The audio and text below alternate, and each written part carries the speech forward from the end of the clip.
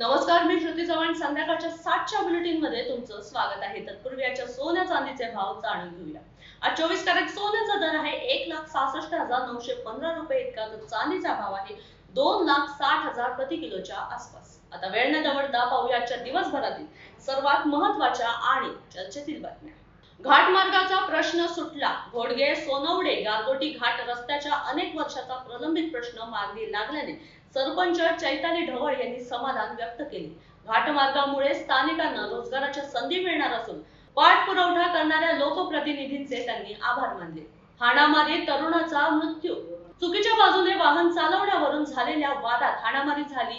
झटापटी दरम्यान ट्रेलर खाली आल्याने साईनाथ चौहान या अँब्युलन्स चालकाचा मृत्यू झाला. नयानगर पोलिसांकडून तपास सुरू आहे. 24 तासात खड्डे बुजवण्यास सुरुवात. नवराष्ट्राच्या वृत्ताचा दणका आणि मनसेच्या इशाऱ्यानंतर महापालिकेने 24 तासात शहरातील रस्त्यावरील खड्डे बुजवण्यास सुरुवात केली. गणेशोत्सवापूर्वी सर्व रस्ते खड्डेमुक्त करण्याची मागणी मनसे शहर अध्यक्ष संदीप राणे यांनी केली आहे. व्हीएलसीसी विरोधात मनसेचे आंदोलन. पूर्ण फी भरूनही योग्य प्रशिक्षण मिळत नसल्याच्या विद्यार्थ्यांच्या तक्रारीनंतर मनसेने खडकपाडा येथील व्हीएलसीसी विरोधात ठिय्या आंदोलन केले. संस्थेचे लेखी आश्वासन दिल्यानंतर आंदोलन मागे घेण्यात आले आहे. खड्डे बुजवण्यास 7 दिवसांची मुदत. MDR 27 वरील जीवघेण्या खड्ड्यांबाबत शिवसेना व नागरिकांनी PWD अधिकाऱ्यांना निवेदन दिले. 7 दिवसात खड्डे न बुजवल्यास रास्ता रोको आंदोलनाचा इशारा देण्यात आला आहे. कुडाळला 3.30 कोटींचा निधी. शहरातील विकास कामांसाठी आमदार निलेश राणे यांनी 3,30 लाखांचा निधी मंजूर केले. पाणी पुरवठा, रस्ते, गोशाळा व सुशोभीकरणाची कामे या निधीतून पूर्ण होणार आहेत. रहिवासी विकासक आमने सामने. सोनारपाडा माणगावात चाळींवर बेकायदेशीर तोडकाम सुरू झाल्याने रहिवासी आणि विकासक आमने सामने आले आहेत. जागेच्या मालकीवरून दोन्ही बाजूंचे दावे असून चौकशीची मागणी करण्यात आली आहे. 2029 मध्ये भाजपचा करिश्मा दिसेल. प्रशांत यादव. मागील निवडणुकीतील अपयश यावेळी पुसले जाईल असा दावा भाजप नेते प्रशांत यादव यांनी केला आहे. 2029 मध्ये रत्नागिरीत भाजपचा करिश्मा दिसेल असा विश्वास त्यांनी व्यक्त केला आहे. आदित्य ठाकरेंच्या दौऱ्यावर प्रशांत यादवांची टीका.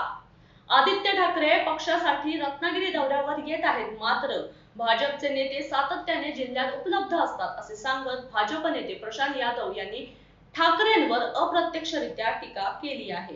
साखरेचा भाव 100 रुपयांवर जाण्याची शक्यता. साखरेचे दर 100 रुपये किलो पर्यंत जाण्याची शक्यता व्यक्त करण्यात आली आहे. शेतकरी नेते रवी मोरे यांनी उसाला 5,000 रुपये प्रति टन भाव देण्याची मागणी केली आहे.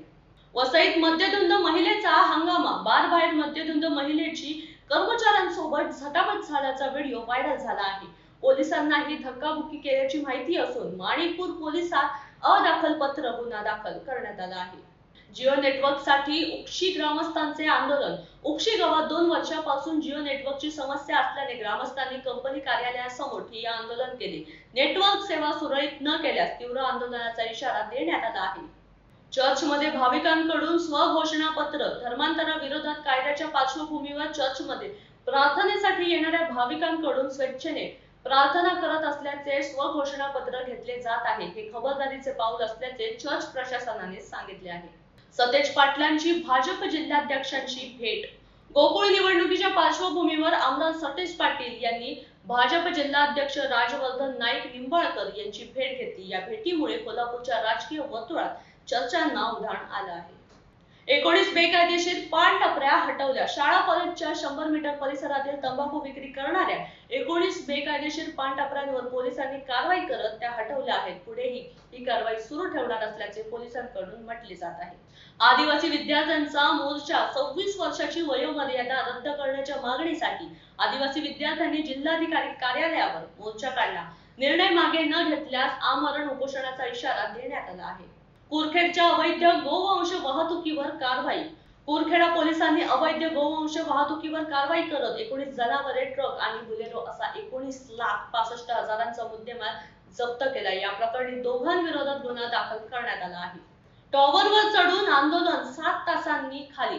कौटुंबिक वादातून 42 वर्षीय गोविंद गवई यांनी 200 फूट उंच BSNL टॉवरवर चढून आंदोलन केले. बहिणीच्या समजुतीनंतर 7 तासांनी ते सुखरूप खाली उतरले. सांगलीत 27 ऑगस्टला युवा कनेक्ट.